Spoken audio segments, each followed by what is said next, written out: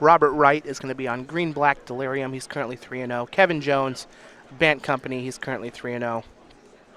Let's go ahead and jump in.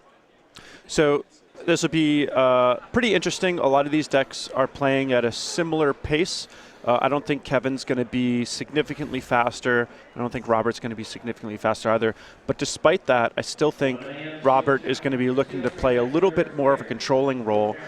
Kevin's deck does have access to a lot of card advantage, though, so it's going to be hard for Robert to control everything that Kevin does.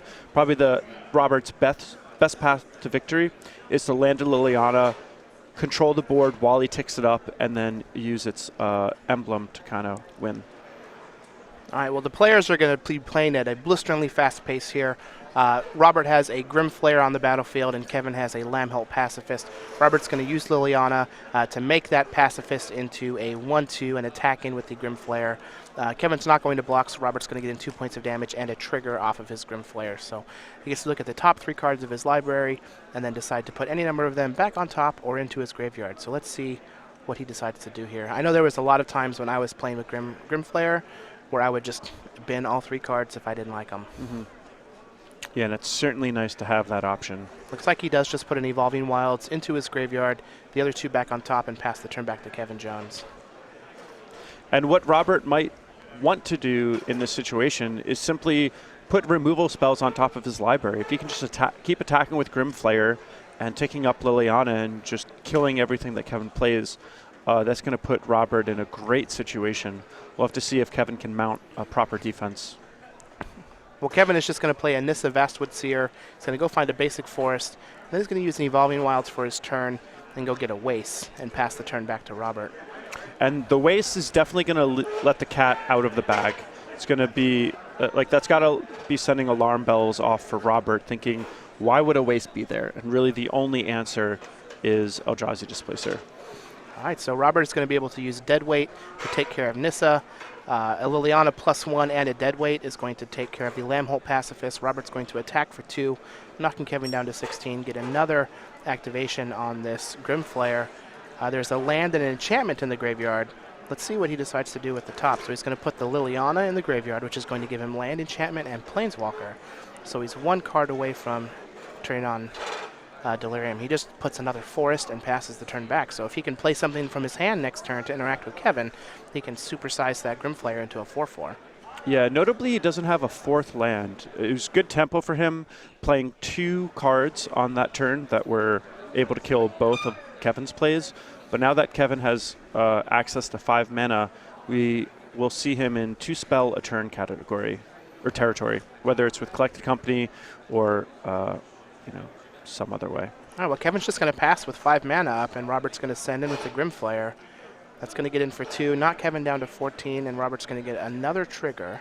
And Kevin could try to fire off a Collected Company and potentially block this Grim Flare, but it would leave his creatures open to cards like Ruinous Path, the Liliana uptick. So I kind of like that Kevin is just saying, I just want to make sure that my creatures live, and I'm going to wait until end of turn to fire this off. All right, so Robert's going to put a Traverse into his graveyard. It's going to turn on Delirium and pass the turn back to Kevin after playing another tapped land. Kevin's going to fire off a Collected Company on Robert's end step. Let's see what he can find. Just a Sylvan Advocate. Not a good company. And Robert has a Murder to take care of it. Very unfortunate for Kevin. If that Sylvan Advocate had lived, he would have been able to kill this Liliana with the Lumbering Falls that he has in play, which would be quite good. As it stands now, it's going to be a little tough. He's got to be worried about that thing ticking up. Yeah, it looks like Kevin might not have a 6th land. So we're going to see a Jace. Also to note, I was going to say I thought maybe he only had 1 blue mana, but he does have mana available for Spell Queller.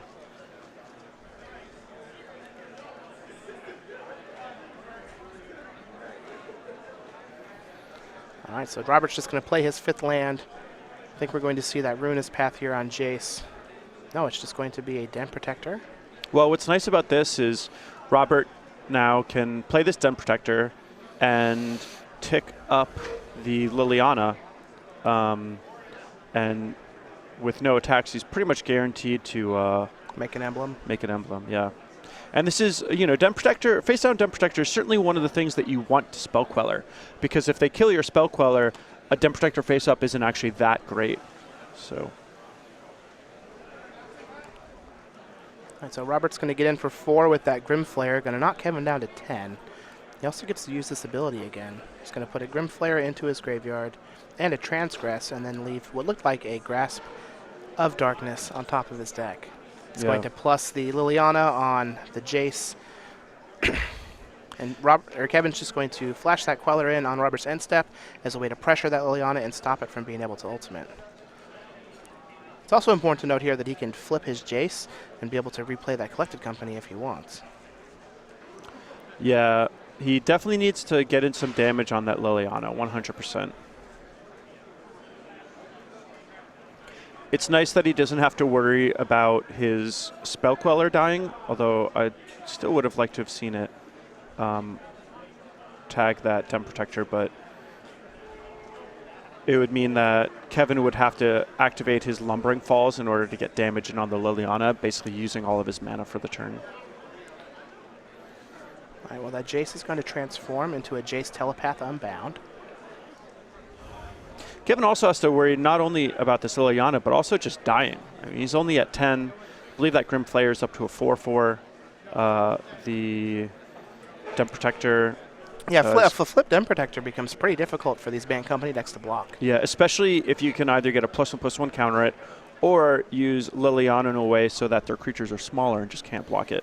So the evasive part of Den Protector is very relevant text.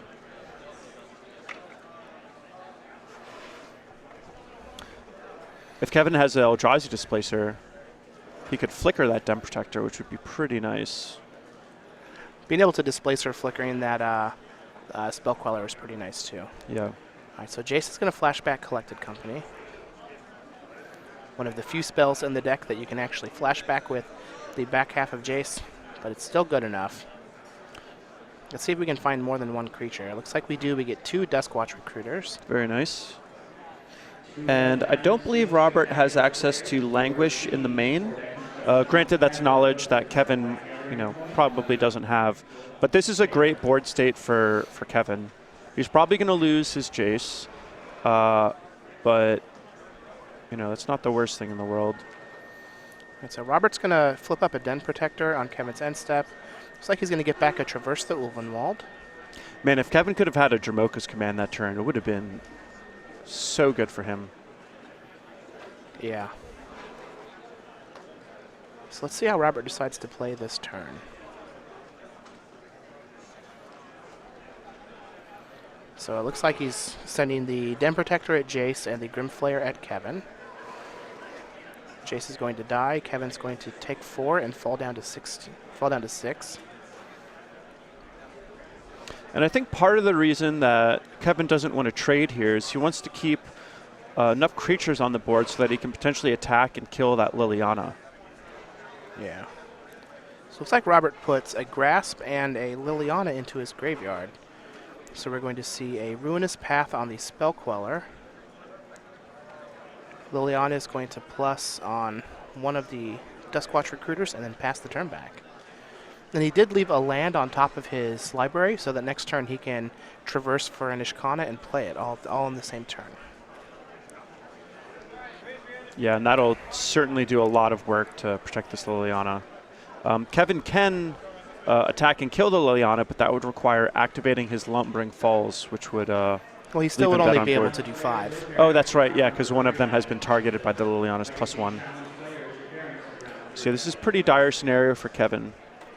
He's also at 6, so that Den Protector can finish this game fairly quickly. Yeah. All right, so Kevin is going to attack Liliana with a Duskwatch Recruiter. Robert has a Grasp of Darkness, just going to take care of it.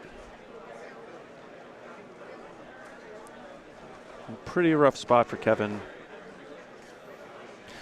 On Robert's turn 4, he didn't have a 4th land, but he had 2 Deadweights and was able to cash both of them in for full bodies. I think that was one of the big deciding factors in this game, because then the follow-up from Kevin was a collected company that only hit one Sylvan Advocate. I think that's the point where Robert really got ahead on tempo. Well, here's an Eldrazi Displacer from Kevin with mana to use it. I think that maybe, ultimating Liliana isn't the way that Robert is going to win this game. So it might have been beneficial just to hold on to that grasp for a potential Displacer, since it was kind of telegraphed with the waste from Kevin. All right, so Grim Flayer is going to attack. We're going to get a double block. That's going to kill the Grim Flayer, but Liliana will be able to clean up the action. And if Kevin doesn't get any damage on it, then I may have spoke a little too soon here. Yeah, I think the emblem's still going to be the way he wins. I mean, it may just be... But here comes Ishkana. A scoop from Kevin. With a bunch of bodies. Yeah, but even if Kevin could muster some sort of defense, the emblem would put it away.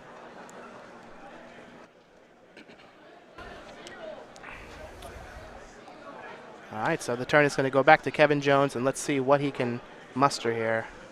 Very impressive draw from Robert Wright. I know you were saying that Robert worked with Todd Stevens on this deck. Yeah, the two of them worked on it last week in Indianapolis, and then this week.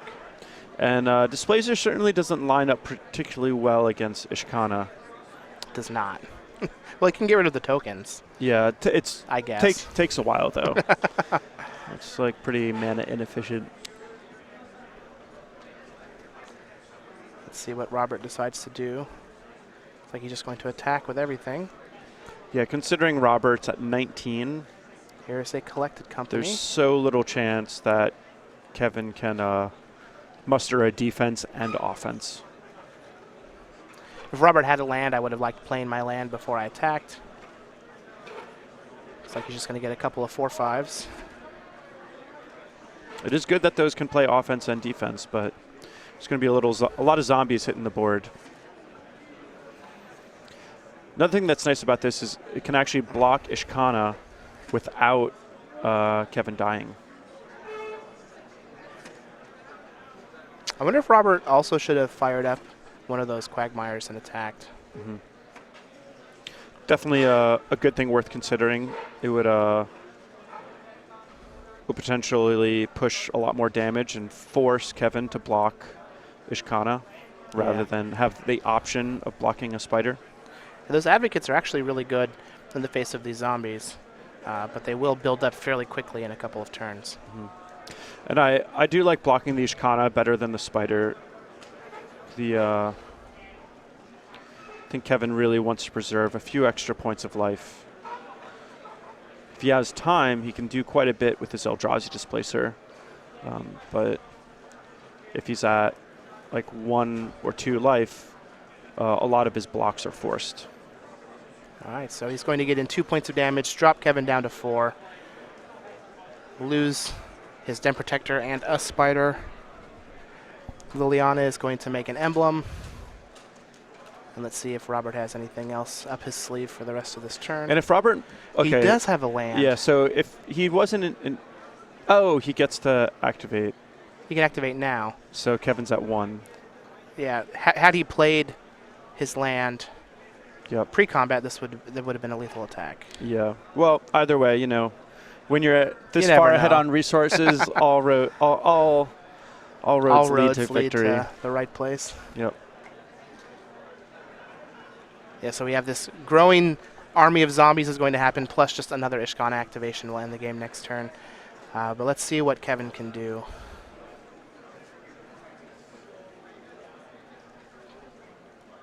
Looks like we're just going to play a Tireless Tracker. Got another land. And if he can crack a clue for Reflector Mage, he does buy himself a turn. So does he draw it? Crack his clue. Or Jamoka's Command. That would also be good. Does he draw an answer for the Ishkana? He does not. He does not. It's just a land. And Robert is going to take the first game here. And a great showing from Green-Black Delirium over Bant Company. Was that how you thought it was going to happen? Well, I thought that the Bant Company would be able to overwhelm Robert a little bit more in the mid game, but like I said earlier, Robert had 2 spells on turn 4 that were quite good, and Kevin's first collected company only hit 1 creature. Yeah, so that's real big. I think that was the defining factor. That meant that Robert stayed ahead on tempo, and Kevin wasn't really able to do anything to really catch up, so he's just behind. Well, let's take a look at the player sideboard and see if we can figure out what they're going to be doing here. So let's look at Kevin Jones. He has 2 Tragic Arrogance, 2 Lambbolt Pacifist, 2 Declaration in Stone, 2 Negate, 2 Aerial Volley, 2 Ochitai's Command, an Archangel Avacyn, a Nissa Vastwood Seer, and a Summary Dismissal. How do we think Kevin's going to sideboard?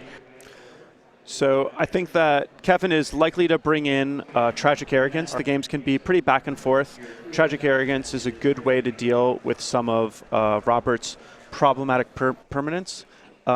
Some of the other cards that I think that he'll bring in are potentially the Negates to fight against some of those removal spells. Ochitai's Command is his best answer to something like Ishkana. Archangel Avacyn can do a bit of work just protecting his creatures from removal spells like Ruinous Path, as well as being a good flying body to attack with. Since he is boarding in those more expensive spells, I like the Nissa. It's going to help him grind out his opponent a little bit more. And then Summary Dismissal, I know that's one of the new, I believe it's a blue card. Yeah, it 4 or 2 blue. It exiles all spells and abilities that are on the stack. Okay, yeah, so it's a big counterspell. I don't think that'll bring in that. I think Ochitai's Command is significantly better, and Kevin doesn't want to have too many counter spells, because if he ever falls behind on the board, the counter spells just don't do a lot there. Ochitai's Command kind of breaks that rule, because you can get a 2-drop back from the graveyard. Yeah. But those are the cards I think he'll bring in. Yeah, I like the idea of Avacyn as a way to try and pressure Liliana. Yep. But we've seen time and time again from these green-black decks, like Liliana, it's just been very good. Yep. So let's take a look at Robert's sideboard. We have 3 Aerial Volley, 2 Languish, 2 Duress, 2 Transgress the Mind, 1 Den Protector, 1 Dark Petition, 1 Ishkana Graph Widow, 1 Kalida's Trader of Get, 1 Obnixilus Reignited, and 1 Infinite Obliteration. How do we think he's going to side? So I think, like Kevin, he's going to be looking to go bigger and a little bit more controlling. So I would expect to see the Languishes, some number of Transgress the Mind can be good against Collected Company. But the other things that are going to pull a lot of weight are the Den Protector, the Ishkana, the Obnixilus, and maybe the Kalidas also. I definitely can see that. So it looks like both players are going to keep their 7. Kevin Jones is going to be on the play. He's going to lead off with an Evolving Wilds and crack it on Robert's end step after he plays a Hissing Quagmire. We're going to get a basic island, and this smells like a Jace. Yeah, turn 2 Jace is great. Robert does have some good answers for it, but turn 2 Jace is great. The old deadweight. Sorry, Jace. Yeah. Little ball and chain. You know, deadweight does a lot of work, because with Liliana, it's more likely that your deadweight is going to actually kill something. Yeah. Which is pretty important. So also with Grasp of Darkness, I found when I was testing, there were multiple times where I would just like use Grasp alongside Liliana to kill something like a Dragon Lord Silumgar or a Linvala the Preserver. Yep. It's pretty nice. So one thing that's a little interesting about this is a lot of times when I'm commentating 2 decks, I'll say this guy's the kind of the beatdown role, this guy's the control role. I think in this situation, both decks are actually trying to board into a more mid-range and controlling deck. And what's going to dictate who is the aggressor and who's the defender is going to be the actual texture of the game state.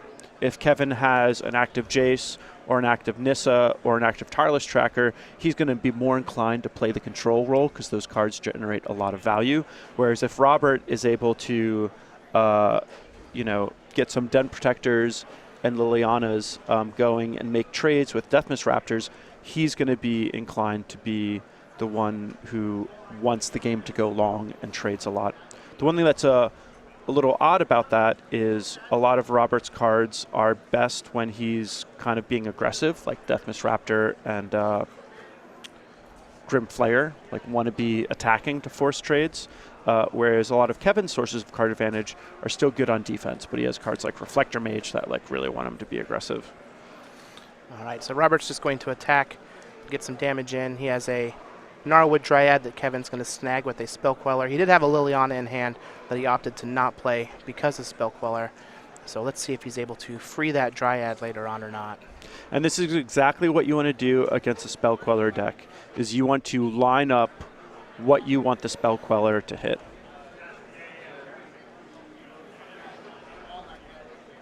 Now, if I was Kevin, I would assume that Robert doesn't have a Grasp in Darkness, because Robert probably would have grasped the Spell Queller on his main phase rather than pass it back to Kevin. So that's certainly a piece of information that Kevin might be able to derive from the situation. All right, so Kevin does not have a 4th land, although he does have a Reflector Mage to bounce the Gnarlwood Dryad back to Robert's hand. Robert picked up a copy of Kalida's Trader of Get, though. Let's see if he decides to just slam it here. One Reflector Mage is already down for Kevin. If he's able to untap with that Kalidas, he could do a lot of work here. Yeah, what Robert would really like to have here, though, is a Languish. Languish would be great. Kill both of Kevin's creatures, get Robert's back. All right, there's the Kalidas and a pass back to Kevin after playing his 4th land. That said, Robert might be able to bait even more into this board by playing this Kalidas. And, you know, the sweepers are interesting in these kind of creature-heavy decks because you get to pick and choose when you're going to use them, and that ends up being an interesting decision point. All right, well, Spell Queller is just going to attack. That's going to knock Robert down to 16. And Kevin's just going to pass the turn back, so he could Looks like Kevin's missing his 4th land drop. Now he missed his land drop again. An attack for 3 from the Kalidas is going to knock Kevin down to 16 and bring Robert back up to 19. Let's see what he does with his 5th turn. You know, in these Bant Company decks, I'm such a fan of just playing a high land count, because all you want to do is hit your collected companies, and it's so unlikely that you'll actually run out of resources, especially when you have things like Lumbering Falls, Jace, Tireless Tracker. I think that one of the easiest ways for this Bant Company deck to lose is to just miss land drops. Yeah. All right, so we have a Liliana from Robert. It's going to make that Queller be a 0/2. And then he has a Gnarlwood Dryad in a 5th land here. So this is one of the reasons why I really like Gnarlwood Dryad in this deck. Like, not only is it a good defensive creature, it has the potential to grow later on in the game, similar to Nimble Mongoose, but it just gets you to points where you do more things than your opponent faster. Right. The tempo is a big deal. It's definitely one of the good things about this green-black deck is it's a lot of 1 and 2, 1, 2, and 3 mana spells. And when we were talking earlier about Spell Queller, I had mentioned that I think that's one of the ways to beat Spell Quellers, by just having a lot of cheap spells. All right, well, Robert is going to attack with his Kalidas and Gnarlwood Dryad. It's going to knock Kevin down to 12 and bring Robert up to 22. Now, Kevin did find his 4th land, though, so he has a handful of collected companies that he's going to unleash here on Robert, which could turn out to be very good. Yeah, we'll have to see how Robert decides to take the game from here, because he's got a lot of creatures. I think he'll probably just keep deploying threats, but he would like to fire off some removal spells. Ooh, this is a great trick. This is something I love doing. Morphing the Raptor? Yeah, morphing the Raptor when you have Den Protector in your deck. Yeah, because this looks like a perfect Den Protector. Yep. Although, to be fair, I think that Kevin would try and Spell Queller a face-up Raptor here anyway. Yeah, well, but it also matters for things like Dramoka's Command or Eldrazi Displacer or Reflector Mage. So. Wow, well, this company is going to hit a Spell Queller and a Reflector Mage. Very nice. So it's going to Spell Queller the Deathmiss Raptor, Reflector Mage back to Kalidas. Okay, and that is a monstrous tempo swing. Yeah. Kevin was able on that turn to deploy 2 threats and take away his opponent's 2 threats. All for 4 mana. Huge, huge swing. Pretty good value, yeah? Oh, yeah. All right, well, Liliana is just going to minus. It's going to get Robert another Gnarlwood Dryad, and that's what he's going to deploy. Really, he just wants to find his copy of Languish. And this means that Kevin can kill the Liliana and also push some damage. All right, so Kevin has found a 5th land. It's going to be Wastes. So I don't believe the Gnarl Root Dryads are 3/3s yet, but if Kevin isn't attacking with a Reflector Mage, then maybe they are. Looks like they're not yet. No, looks like there's a land creature in Robert's graveyard. But they do already have that touch. Right, lately. but if Kevin waits and lets them grow, then they're just going to straight up beat the Reflector Mages in combat. and that's going to be a little bit of a problem. All right, well, Liliana is going to go down on the attack, and an Eldrazi Displacer is going to hit the battlefield for Kevin. Oh, and this is really nice. So this is going to give Delirium for Robert, meaning that he can land an Ishkana and get all the tokens. So this is going to be a pretty big move, and it's going to make his for Robert to, stabilize the board. It'll make his Dryads a 3/3s as well. Yep.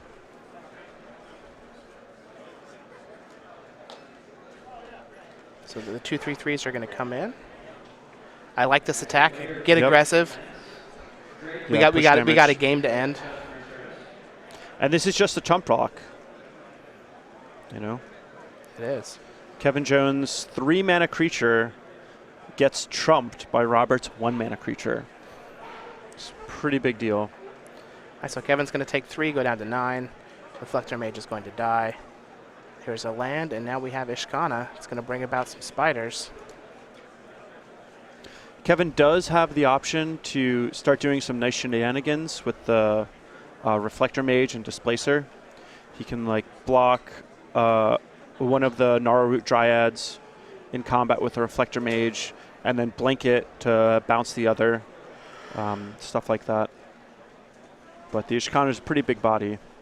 It's going to be tough to deal with. Not only that, but Robert does have 6 lands and 1 in his hand, so he is going to be able to start, dealing damage with that Ishkana's activation. So it looks like Kevin is going to kill a spider and grow his Reflector Mage. No, he's just going to make the Displacer a 4/4. I think the main hope there is that if you can get another +1/+1 counter on the Reflector Mage, it won't die to Grasp in Darkness or Languish. It's probably the most important creature that he has access to right now. The Displacer, yeah, absolutely. Yeah. The Spell Quellers are pretty important too. If they die, Kevin's likely to lose, but... Oh, the other thing that's really nice too is with the +1/+1 counter on the Displacer, it can block the Ishkana. It can. That is real important. So Kevin's got himself in kind of a nice spot defensively also, and he might be able to start making some ground. These Gnarl Root Dryads being 3/3s is a pretty big game, though. Yeah. They're just going to keep attacking. Yeah, Kevin will be able to hold them off, but at the expense of his mana. Yeah, he'll be able to put the Reflector Mage on one and then blink it with the Displacer to bounce the other. Yep. Let's see what he does here. He does have another copy of Collected Company in hand.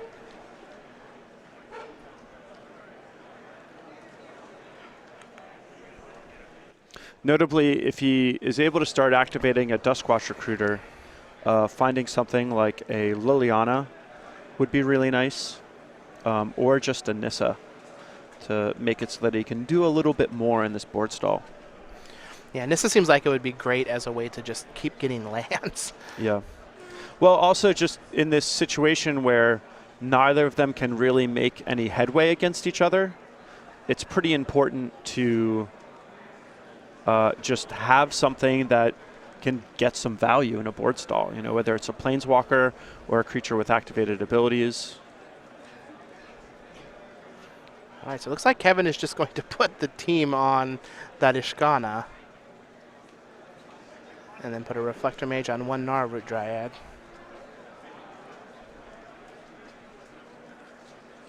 He knows that the Ishkana can kill him, so it's pretty important to get rid of it. All right, so Displacer is going to hit Reflector Mage. And what's nice about this is the ground creatures that Robert can get back from the Spell Queller aren't as relevant as they used to be. So Robert stacked it so that the Gnarl Root Dryad is the one that would come back from the Spell Queller, but you still have to play the spell, and because Dryad had been hit by Reflector Mage, he's not able to play it. Oh wow, so it's just back in his hand? No, it's just exiled It's forever. just exiled forever. So, wow, that's sick. I didn't know that rules interaction. Neither did I. So until just now. So had he stacked it so that he could get back to Deathmiss Raptor, he would have an additional 3/3 Death Touch What right a now. move. Kevin Jones, ladies and gentlemen, teaching us how to play. Man. I love it. That's great. That's pretty neat. That is pretty neat. It's Trixie Bant Company deck. Mm-hmm. And now this Spell Queller can actually start attacking. Potentially. Unfortunately, that face-down creature means that Robert has a good chance of getting back this Ishkana, and Kevin's going to have to slog through it again, but getting Jace is perfect. This is exactly what Kevin needs. Yeah, it'll allow him to use that Dramoka's command again to kill the Ishkana if and when it comes back. Yeah. It's pretty important. And, you know, it can just start ticking up and, you know, flashing back collected companies. Essentially just do a lot of work. All right, Spell Queller is just going to attack for 2. That's going to knock Robert down to 18. Man, that Spell Queller Reflector Mage interaction that was a cool trick. Nice. So one thing that's a little interesting about this is we actually haven't seen a single removal spell out of Robert's deck in this whole game. A little unlucky. All right, well, here is a Transgress the Mind. It's going to allow him to see Kevin's hand and going to force the collected company to come now. Yeah, it looks like it's going to miss, though. So it's certainly not in Robert's favor. Kevin is most certainly sweating a Languish at this point, but I think he's just going to be dead to Languish no matter what at any point. Well, here's another Reflector Mage and a Tireless Tracker. That's going that's to great. bounce the Gnarl Root Dryad. So Kevin's got a lot of his sources of card advantage online. If Kevin can untap here and not be in too much trouble, he's going to be in great position. What he would really like to draw now is something like a Negate, just so that he can counter a Languish. But he's going to start leveraging all his resources quite soon because they're going to snowball. All right, well, he's drawn another collected company. And this gives him an opportunity to rebuild if there is a sweeper. And his Jace loot is going to get him a land, so he can get rid of the Duskwatch Recruiter here. And now he has land number 6, so it will turn on any Sylvan Advocates that he happens to find. But now he can company from his hand and flash back Dramoka's command from his graveyard if he needs to. Yeah, what's also nice about this too, I mean, well, this just highlights why I like playing a high land count in the Bant Company deck, especially when you're playing a controlling build like this. So many of your creatures are mana sinks, and so long as you have the land drops, you won't fall behind, and your creatures will make it so that you never flood out. And flipping this Jace to flashback Dramoka's command is not coming a moment too soon, because if Robert had the opportunity to untap, he could activate that Ishkana and actually cause 6. Kevin to lose 6 life. It's a pretty big deal. Well, looks like he's just going to cash in his clue and find a copy of Dramoka's command. So everything is just coming up exactly how he needs it. So he's going to plus the Jace on the Den Protector. And I think I would actually prefer to flash back the Dramoka's command. I think keeping a Dramoka's command in hand is quite valuable because you can fire it off on Robert's turn. If Robert had something like a, Kalidas into removal spell, and Kevin knows that Robert has the removal spell, that could be a problematic scenario. Now, Robert's still at 18 with a whole bunch of spiders on the battlefield, so Kevin does still have to finish this game. Yeah. If Robert doesn't have a way of either killing Kevin or sweeping the board, there's not much that Robert can draw that's going to matter. Probably one of his best draws would be just a Liliana to get back the Ishkana. All right, so it looks like he's going to put all of his spiders on the Displacer. And I'm a little surprised that Kevin is attacking with the Displacer. Yeah, I guess he can use Reflector Mage to get rid of one of them. And he's only going to kill 2 of them, though. They're 1/2s. In the combat, so. Yeah. Seems like kind of a bad trade, but I guess he just wants to close this game out sooner than later. He feels like he has enough mana sinks Ooh, and there's another Den Protector to get back that Ishkana again. Yeah, he's not going to be able to cast it until next turn, though.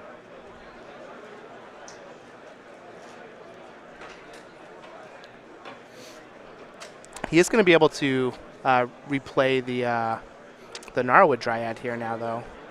Mm-hmm. All right, well, here is the Den Protector.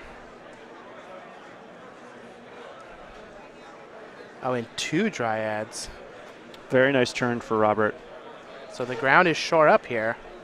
And Gnarlroot Dryad seems to be one of the better cards against this Bant Company deck, because once it has Delirium, it can beat a lot of the Bant Company creatures inside of combat. And if it gets Reflector Maged, it is just so easy to just play again at some point down the line. So definitely a card that's well positioned against this Bant Company deck. All right, well, Kevin was able to find another copy of Eldrazi Displacer on Robert's end step. So this battlefield is getting a little confusing, so let's wrap it up for those of you just joining us. Robert has 3 1/2 Spider tokens, 2 Gnarlroot Dryads that are 3/3s with Death Touch, a face-down Den Protector, and a face-up Den Protector with a +1/+1 counter on it. Kevin has 2 Reflector Mages, a Tireless Tracker with 2 +1/+1 counters on it, a Spell Queller that has a Deathmist Raptor exiled underneath it. He has an Eldrazi Displacer, a Duskwatch Recruiter, and a Jace Telepath Unbound on 6 counters. Yeah, and Kevin played Evolving Wilds, which is a sweet card to have with Tireless Tracker, because that Evolving Wilds makes 2 clues, which is quite nice. It does. On top of having just another Collected Company in his hand. So on his end step, Robert is able to unmorph the Den Protector, get back in Ishkana. And this Tireless Tracker is going to be huge. It's going to be able to +1/+1 fight the Ishkana whenever it hits play.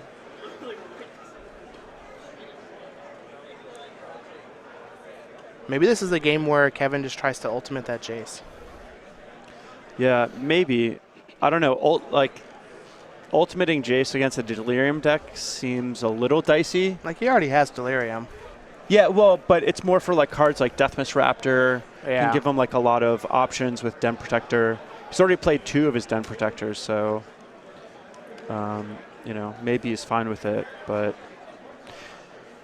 it does seem hard for Kevin to mount an offense while also playing enough defense. So yeah, it might be. What's the ultimate on Jace? 9? I believe so. And is he at 8 now? No, he's at 7. So in 3 turns, he could potentially ultimate it. It certainly makes his plays easier, but he's going to have to minus the Jace to kill this Ishkana. Yeah, so there is an Ishkana. Unless Kevin's able to draw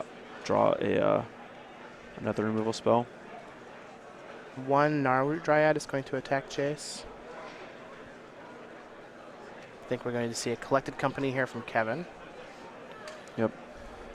And these Gnarlroot Dryads are a problem. If Kevin doesn't hit a Reflector Mage, he might need to like double block the Gnarlroot Dryad, losing both of his creatures. Oh, Nissa. And a 3/3 body. This is perfect for Kevin. We've got a Lambholt Pacifist and a Nissa. Jeez. Nissa's going to let him go get a Forest. And this will mean that Kevin is well insulated against a Languish, because he's going to be able to play a land and flip that Nissa. Tireless Tracker is going to be out of range. So Kevin definitely seems like he's in the driver's seat. And you see why Bant Company is so hard to beat. There's so many different flavors of it, and this particular version that Kevin is playing has a lot of card advantage. If you try to play the control role and try to deplete the Bant Company player of resources, they're going to be able to grind you out with all of this stuff, and it's hard to rush them down when they have such big tempo swings in the form of Collected Company and a Reflector Mage. All right. Well, Dramoka's command is going to put a counter on the Eldrazi Displacer and have Tireless Tracker fight off Ishkana. Here's a land. It's going to get another clue for Kevin. And for all its value, unfortunately, the Ishkana is just a 3/5, so it's not the best in head-to-head fights. The land is going to transform Nissa. It's going to put another land on the battlefield. It's going to get another clue for Tireless Tracker. This is going to get real ugly for Robert Wright real fast. Yeah, we can see Kevin acting like a some sort of constrictor and starting to tighten his grip on the game. Now he has a spell queller in hand, so even if Robert does draw an effective removal spell, Kevin can potentially counter it if he chooses, potentially just blink the target with his Eldrazi Displacer. If Robert casts something that Kevin's worried about, he could potentially just blink his spell queller to counter it and give Robert the Deathmist Raptor back, because the Deathmist Raptor is not actually going to do that much on the board. All right, well, Gnarl Root Dryad is going to come in towards Nissa, it seems. Do have to note that there are only 10 minutes left in this match, so even if Kevin does happen to win this game, he's going to have to finish a game 3 very quickly on the draw. Yeah. That will be tough. All right. Looks like we had a... And this is another way to get back Ishkana.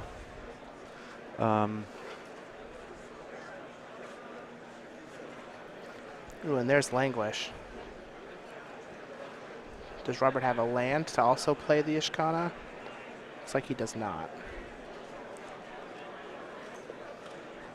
All right, so looks like Displacer is going to take care of one of the spider tokens, but a murder is going to kill the Displacer. Well done. Well done on Robert. Saved that for the perfect moment. Kevin still has a lot going on, but without that Displacer, things are most certainly a little worse. Yeah, it definitely gives Robert a chance to potentially grind into enough spider tokens to untap with Ishkana and win the game. Yeah, it's going to be a little dicey, though, because the Tireless Tracker and the Nissa are drawing extra cards. Jace can still, minus to flash back a Jamoka's command. I think that the likely way for Kevin to win this game is to ultimate his Nissa. And it's going to be pretty hard for Robert to actually attack it at this stage. All right, Jace is just going to plus on a Den Protector.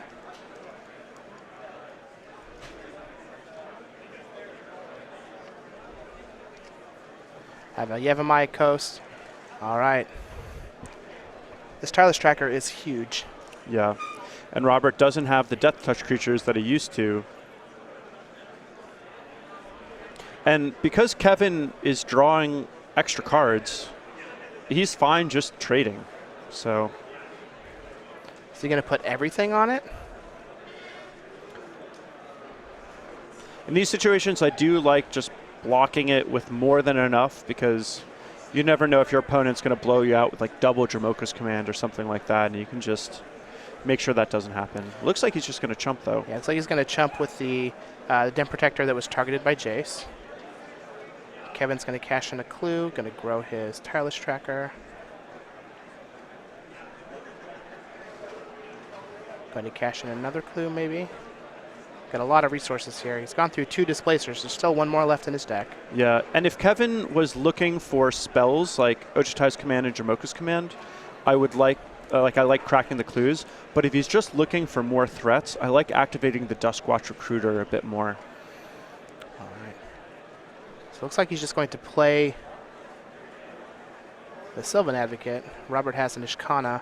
And he has another Den Protector in hand, and he also picked up a copy of Grasp of Darkness, so he can actually kill a 5 toughness creature right now if he wants to. Yeah, and this could be the deciding factor. We'll have to see what Kevin draws this turn, because if Kevin can't kill the Ishkana, Kevin's just going to be dead.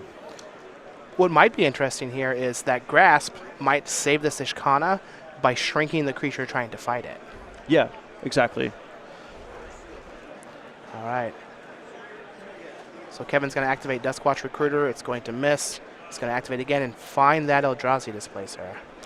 And this is great for Kevin, because this means what I would expect him to do is to just minus the Jace to get Jamoka's command and kill that Ishkana. And then if Robert has the Grasp in Darkness to, foil that plan, Kevin can at least play the Displacer and flicker a Reflector Mage to bounce Ishkana. And so here's the Jamoka's command.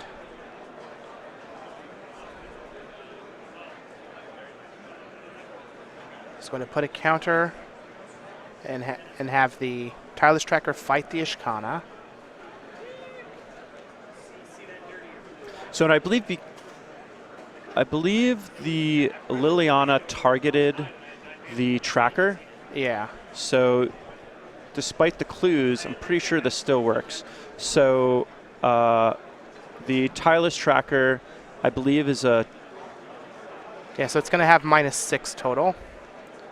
Yeah. And so it's 8.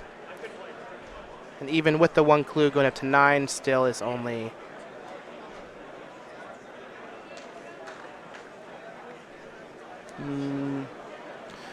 Don't think that should have happened, but maybe the Liliana must have targeted something else. Yeah, it might not have targeted the tracker.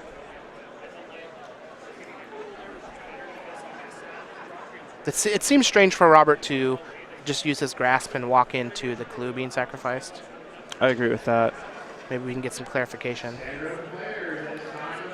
Got another Sylvan Advocate. You can really see this Bant Company deck, though, just getting out of control. Looks like now maybe they're starting to remember how it's supposed to go. But yeah, because without the Liliana, it doesn't work. Yeah, this game certainly highlights, though, how robust the Bant Company deck can be in the late game, despite being typically categorized as like a more aggressive deck. You know, even though it has Reflector Mage, it has a lot that it can do in these late game scenarios. And a lot of it is because, you know, it's playing these aggressive creatures, but a lot of them have activated abilities that are good in board stalls, can generate more value in a long game. It's not really playing any vanilla creatures. The most vanilla creature it's playing is just Sylvan Advocate, which grows as the game goes on and has some powerful interactions with the creature lands like Lumbering Falls. Yeah. So that's like one of the reasons it's so hard to target the Bant Company decks, is because, you know, if you try to be aggressive against them, they can just have Reflector Mage and Collected Company and just be able to keep tempo with you. And if you try to play a long game with them, you know, they have all of these good sources of card advantage. Yeah, there's just so many angles of attack, and then you have situations like we saw earlier in this game where you're able to collect a company with a creature on the stack, get a Spell Queller to counter it, a Reflector Mage to bounce another permanent, and it's just like, what happened? I felt like I was so far ahead, adding more to my board, and now I'm just miles behind, and that's just simply casting a 4-mana instant. Yeah, and that also highlights just how complex a lot of the interactions are, because all the creatures have activated abilities, because a lot of them have come to play effects, because you have things persist more than one turn, like the Reflector Mage bounces a creature. You can't just replay it immediately. You have to keep track of that. You know, there's Lumbering Falls hiding in the mana base. You know, there's just a lot going on, and there's a lot to think about. You know, it's not some days past where it was just vanilla creatures attacking into other vanilla creatures, and whoever had the biggest creature had an advantage. Here you have certain cards that are better in smaller windows of time as opposed to longer windows of time. So it really means that you have to have a lot of practice against the Bant Company deck if you want to be able to navigate the match well. Also, so it looks like we've got a judge ruling that's happening down at the table, so we're going to chat a little bit. But can we take a second and just appreciate how awesome that interaction was? Yeah, it was really between cool. Spell Queller and Reflector Mage with the Eldrazi Displacer. So for those of you who weren't watching at the time or didn't quite catch it, because I kind of blazed through it real fast, Robert ended up trading off in combat, killing a Spell Queller that had a Gnarlroot Dryad under it. But during combat, a Reflector Mage was bounced, was flickered with an Eldrazi Displacer, returned a Gnarlroot Dryad to Robert's hand, which made it so he couldn't play that card any longer until his next turn. Spell Queller doesn't just automatically put it into play. You actually have to physically, have to it's getting cast. Choose it to cast the card, and it's prevented by Reflector Mage. That is not something that I had ever thought of before, but is awesome. Yeah, and I know a lot of people are kind of bummed out that Bant Company is still such a dominant deck despite having a new set, and you know, people are like, oh, Bant Company, it's, you know, I'm so bored of it or whatever. But it really is just great Magic to watch. You get to see the deck play a lot of different roles. It's you know, always exciting for me to see when it transitions from a beatdown deck to a card advantage deck, and just how all the complicated interactions and decisions go. For me, that's my favorite kind of Magic. It's just seeing, relatively fair fights where there's just a lot of combat math that you have to do, a lot of options, a lot of decisions to be made, and you do see a lot of reflector mages and collected companies winning games, but generally speaking, the Bant company matches, they don't all play out in the same way. Sometimes they end up leaning a lot more on Nissa. Sometimes it's Displacer. Sometimes they're playing more aggressive cards like Thalia or Renegade Crisis. Displacer has been looking real impressive this game so far. Yeah, I like Eldrazi Displacer a lot. I think that it's a good card when you want to have the option to be aggressive or defensive. When you're looking at something like Bounding Crisis, with that, I look at that as a purely aggressive 3-drop. Same with Thalia. It's just aggression. They're both great cards, but they're only aggressive.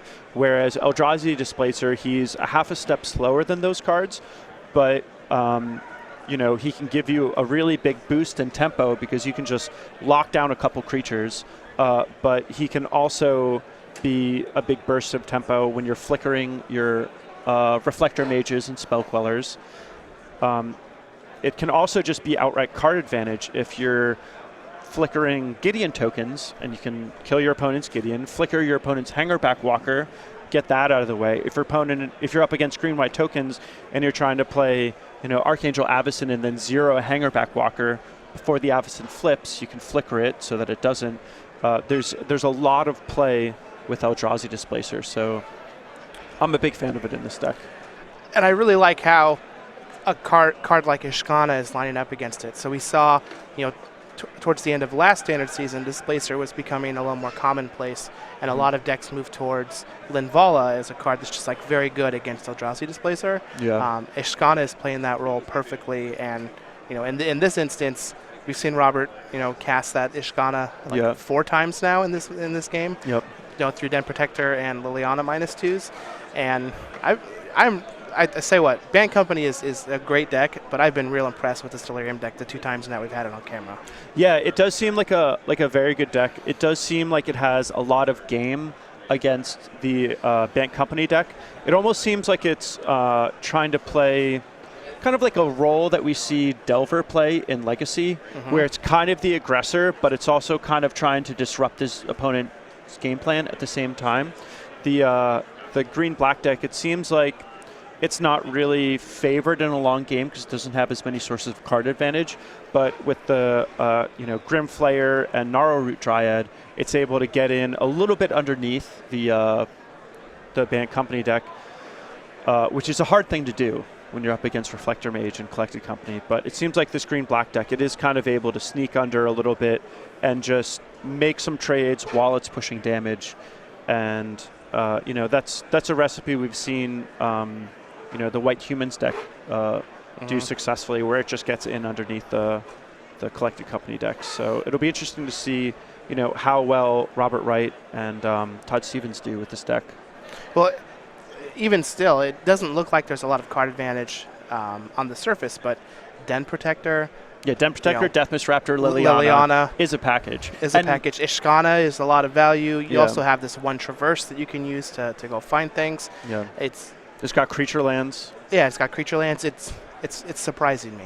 Yeah, I like I would not be surprised if I see one of the big pro teams pick it up and tweak it for the Pro Tour next weekend. Oh yeah, I could definitely see that. And similar to the Collected Company deck, you could make this green-black deck be more aggressive or more controlling if you wanted. A lot of these cards play multiple roles well, like Deathmist Raptor, for example. That's a card that it hasn't been really frequent, but we have seen that card play a pivotal role in control decks. We saw in seasons past, not literally the card seasons past, but in previous seasons, we've seen Deathmist Raptor get played in Abzan Megamorph decks, where that was one of the ways that they locked up the ground and generated value, was by recurring Deathmist Raptor with Den Protector. But it looks like we're finally back in this game. Nice. Yeah, so let's take a look and see what has happened with the judge ruling. So it looks like we still have an Ishkana not on the board. Yeah. So I'm not a judge, but I would guess that there were just enough things that happened that they weren't able to back up. That's my guess. Yeah. Well, either way, I don't think it would have been a deciding factor in the game because Kevin did have access to another Eldrazi Displacer, a lot of mana, and a Reflector Mage. So I think what we're likely to see here is Kevin just make some trades and hope that he can buy enough time to ultimate his Nissa. Yeah, well, Robert was able to trade off 2 spiders for that Sylvan Advocate that's attacking. He can just -2 his Liliana here and get back that Ishkana. Yeah. Doesn't seem half bad. Well, if he's got a Den Protector, he can plus his Liliana first, which would be quite nice. So he's just going to Den Protector, get back, Grasp, use the Grasp to take care of that Displacer. That seems like a good use of his resources since it's the 3rd and final Displacer for Kevin Jones. Yeah, and now Robert gets to plus the Liliana on the Queller. And he's going to be able to minus the Liliana next turn and still have it around. So very nice. Kevin needs to find a Declaration. Oh, wow. So that's actually a huge game. This means that he'll have enough attackers to probably kill the Liliana. Wow. Huge turn of events. Wow, the swings are real. That's quite the draw for Kevin Jones. Declaration in Stone is going to take care of all 6 of those spiders. Brutal. Jeez. I believe both of those Den Protectors should have counters on them. And Kevin can just kill the Nissa, and Kevin is in phenomenal shape. There's very little that can go wrong from this position. Wow. What a draw. Yeah. Well, you know, that's what happens when you're drawing 2 extra cards a turn, is you're just going to draw some hot action. Yeah. Well, not only 2 extra cards a turn, like it's been more than that averaged out because of that, because of the Tireless Tracker giving clues. Yeah, and the Duskwatch Recruiter activations, you know, it's just everything. All right, well, the 3/2 Den Protector is going to trade off with the Duskwatch Recruiter. Liliana is going to die. That's going to stop any Ishkana shenanigans from happening. And now even if Robert just finds another Ishkana, he's not, like, it's not really going to do that much. And the multiple Planeswalkers plus Sylvan Advocates means that Kevin's safe against Languish. You know, he's still got the Lumbering Falls. He's got another Duskwatch Recruiter to just draw more cards. We really see Kevin just leaning on his opponent, and Robert is just, you know, he's got cards in hand, but they just don't do enough. And a Spell Queller in hand even. Yeah. It is important to note, though, that Kevin looks like he's the favorite to win this game, but they still only have 5 minutes to finish the match. Yeah, well, they probably have a little bit of a time extension with the judge call. So if Kevin can rush to victory, you know, we might be able to see one player win with a fast start. All right, so there's the Kalidas. Kevin is going to Ojutai's command the Kalidas. Get back another Sylvan Advocate. Yeah, and we're just going to the next one. All right, and Robert's going to scoop it up as they move on to Game 3. They're going to have about 5 minutes remaining. I have to imagine that they're probably going to shuffle up fairly quickly. Do we think that there's going to be any changes to the sideboards? I think that neither of them will make any changes, and even if they thought about it, they wouldn't because there's no time. Fair enough. Well, while the players finish up shuffling here very quickly, I just want to take a brief second to chat about the Kaladesh pre-release that's coming up. Whoa, it's a tiger. Very soon. Yeah, so this is... Oh, I got to get me one of these. So this is Bengali Rye. That's awesome. Is the name of our tiger. And she's got a fish. She is floating a fish in her hand. So the Kaladesh pre-release September 24th and 25th. You can register today online for the pre-release there at Star City Games. But if you're wanting to get this limited edition playmat in your local stores, please, please, please let your store know to get a hold of us. Go to starcitygames.com/pre-release for information, or they can email isp@starcitygames.com to get that set up there in your store, because once the pre-release is done, once we sell out of the extra ones that they put on the website afterwards, no more. So Bengali Raw, the Kaladesh pre-release creature collection parody playmat. Make sure you let your local game store know that you want it there in your store, so they can contact StarCityGames.com. I'm a big fan of that one. I like tigers. Yeah? I got a soft spot, yep. A soft spot for the tiger? Yeah, I went to RIT. Our school mascot was a tiger, but I don't know. I feel like it's an ongoing theme in my life. All right, so our players are shuffled up and ready for Game 3. Robert Wright's going to be on the play. Let's see if we can crown a champion or if it will end up in a draw. Robert's going to keep his hand. Start off with a swamp. Let's see what Kevin Jones has. The sequencing with this Bant deck, especially with the early land drops, is quite complicated. So I'm not surprised to see Kevin take a moment there to try to plan it perfectly. All right. This looks like he has a Prairie Stream. Robert's going to have a Forest and a Grimflayer. Here we have a Jace from Kevin. And Grimflayer is definitely the card that Robert wants if he's looking to have a fast, aggressive start. All right, so Liliana is going to plus. Robert is going to drop down to 19 to play the Liliana. Grimflayer is going to connect. He gets to filter 3 cards. Let's see. Looks like he's just going to put a creature and a Planeswalker in his graveyard to start powering up that Delirium. And this is where the Bant Company deck, we've seen so many times where they will start a Game 3 with very little time, and if they don't have a hyper-aggressive draw, they're always able to just stay alive because of how powerful Reflector Mage is. Yeah, it's really hard to rush down a Bant Company deck. One thing that I would really like to see this weekend is a deck that goes turn 2 Jace, turn 3 Liliana. That's nice. something that I would like to do. I think those 2 creatures work extremely well in tandem. All right, so we've got a Grasp in Darkness is going to, or Transgress the Mind is going to take a look at Kevin's hand. Collected Company is going to bite the bin. Tireless Tracker, Canopy Vista, Duskwatch Recruiter, Spell Queller is what's left behind. Let's see what Robert does. Liliana is going to plus on the no other play. So Robert was able to 1-for-1 one of the cards out of Kevin's hand, but he was not able to deploy anything to the board. All right, well, Kevin is just going to utilize his Jace on his turn.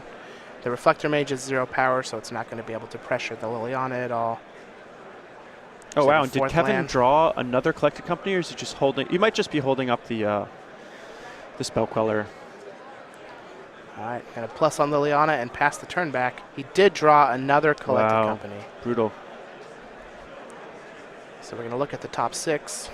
And it looks like Robert has a Grasp in Darkness in his hand, so he might be able to find a situation where he can play something into a Spell Queller and then just grasp it away, but it looks like he wants to fire it off now. Can't really blame him. Yeah, so Kevin's going to find a Displacer and a Duskwatch Recruiter. Robert's going to grasp the Displacer. And Jace is going to be able to flip this turn, which is a pretty big deal. Kevin could potentially flip Jace, flashback Collected Company, and have a huge board state. He would have to be worried about something like Languish, but if he wants to win, he may just run that risk. All right, so he's going to activate Jace, discard a Lambholt Pacifist. Jace will transform into Jace Telepath Unbound. Let's see what he decides to do here. I personally really like just flashing back a Collected Company. It's scary to do in the face of Languish, but...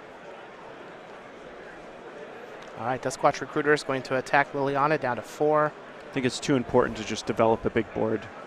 Here's the Collected Company.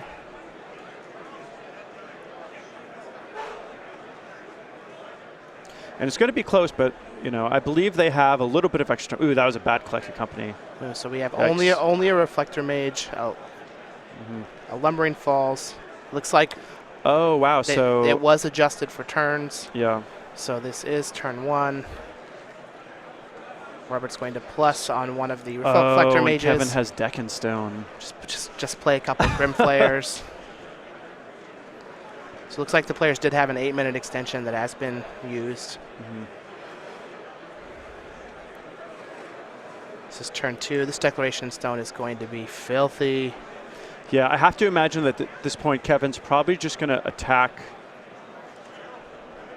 Robert's life total rather than the Liliana, although actually that might not be true.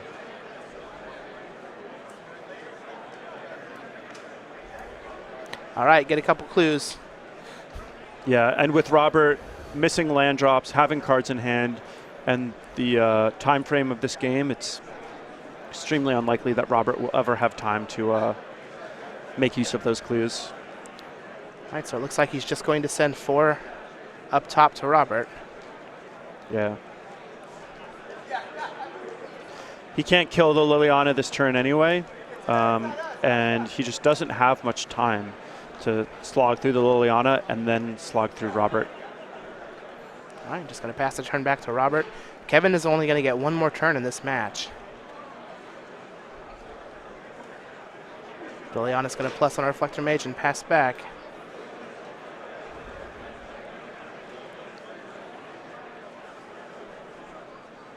And with a Spell Queller, Kevin could potentially attack for 11.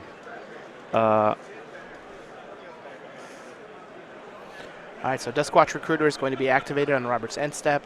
In response, he is going to use a Murder on that Recruiter. Kevin will find a Lambholt Pacifist. Nope, another Duskwatch Recruiter.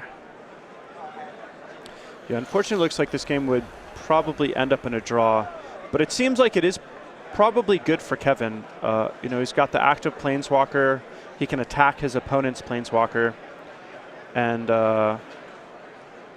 you know, I think the late game favors Kevin. It's interesting is that Jace is just a 1-of in Kevin's deck, and he had it on turn 2 this game. Well, it's very perfect. Yeah, it is a great 1-of though. You know, you never have to worry about hitting multiples off your Duskwatch Recruiters, Jaces, or Collected Companies, and you know, you do want to have your deck be mostly aggressive and just kind of be sprinkled with these card advantage engines. So if you play too many Jaces, his deck wouldn't be as aggressive, but having 1 means that you know, he's usually going to have access to 1 in a long game when he wants to. All right, well, Robert's going to take his 5th turn. After cracking the clue on Kevin's end step, he's going to play a creature face down. It's a Spell Queller. It's going to snag the Deathmist Raptor. Robert has a Grasp to unleash his Spell Queller. And I really like Robert's decision making there. He could have played the Deathmist Raptor face up, and if that was the case, Kevin might not have Spell Quellered it, but trying to get a Dem Protector is a really juicy target. So it looks like that this is probably going to end up in a draw. We'll see, but all in all, I think, you know, that was pretty revealing for the matchup. I think the green-black Delirium deck has a little bit of an advantage in the early game, but it's really hard to keep that advantage when your opponent's drawing Collected Companies and Reflector Mages, and it seems like Bant Company has the better end game.